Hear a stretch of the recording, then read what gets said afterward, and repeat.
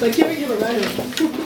Hello, my name is Graham Shonfield, and I am a student here at Carleton University. I am in my second year studying public affairs and policy management. Is anyone else in Papham?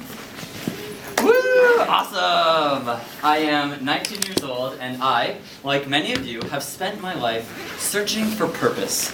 I have done many things in my life to try to explore different sides of myself, trying to figure out who I am, what I want to do, and why I am here on this planet. I started my self-discovery adventure when I was 15, and I went to Kenya with Free the Children. It was the most life-changing experience that I have ever had in my entire life. I was there to build schools at Wakona La Merced, which is an area in the Masai Mara. I remember it was the first time that I was doing something for others instead of myself. And I remember feeling a sense that my spirituality was being filled. We were there to build a school, and this picture right here, that is the day before we finished completing building the school. And on the last day, when we finished building the school, it was totally constructed, the mothers of the community had come to thank us. And it was an assembly of sorts. It was very cliche, but the children did a song and a dance, and the mothers of the community did a dance, and then they invited us to dance with them. And the one thing I'll never forget is while we were dancing with them and having a good time, there was one mother who was handing out bracelets to all of us. And this changed my life because bracelets are how most of the women in the Masai Mara make most of their income. So for them to give us one, even when they had so little in material possession, showed me their tremendous generosity. It was truly a changing moment in my life. This is a picture of what the actual ceremony sort of looked like. So, you know, they were all dancing, having a good time with all the kids behind them. It was incredible to see. Although I was filled while I was there, when I came back home to Canada, I found life to be uninspiring. None of my friends got what I had gone through, and while they were interested in parties, I was trying to figure out my next volunteer destination. So I fundraised my butt off, and I got a job, and the following summer, I headed to Ecuador. Here in Ecuador, we went with Free the Children. I was 16, and I was there to build schools, which we finished completing the school in the back, and you know, it was incredible. But this time wasn't as special. You know, again, I felt the generosity of humankind, and I met incredible children like Kevin, but it just wasn't as special. I found that I was learning the same lessons over again, you know, such as the resilience of the human spirit, how generous everyone is, and what I learned in Kenya and in Ecuador was the importance of giving back once you got home. This time when I got home, I truly felt more confident. I ditched the friends that weren't really my friends, and I started an Adopt a Village club. Things were looking better, so I decided to make a bit of a tweak, and instead of volunteering with Free the Children, I volunteered with Projects Abroad and independently in South Africa. Now, this trip, although it was amazing, wasn't nearly as special as the other two. It didn't have the same organized format. I was there to volunteer at a refugee camp, which is the top one, and at an after-school program in, a slum called Lavender Hill in Cape Town.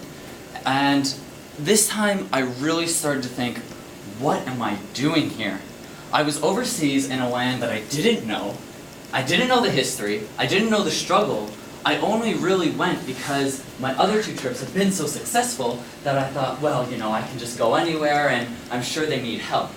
But what I found was that because it wasn't as organized, I felt completely useless. Like, the refugee camp had no water, no food, no education, no opportunities, and the only thing that I could give them is an afternoon of fun. It was my first time overseas that I truly felt useless to their struggle. This time when I got back to Canada, I decided I have to make a change. I had learned my lessons overseas one too many times. I wanted to volunteer here, in Canada. So I thought about a place where I could be of use and of value and somewhere that, might need my assistance. And I kind of wanted to do something more grand than just a soup kitchen. So, not that there's anything wrong with soup kitchens.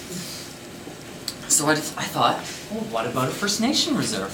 I mean, to be honest, I knew nothing about Aboriginals, First Nations. I didn't even know the correct terminology. But I thought I wanted to do this, so, I did what I did every time before. I got on the web and I just started looking up organizations that went to First Nations reserves.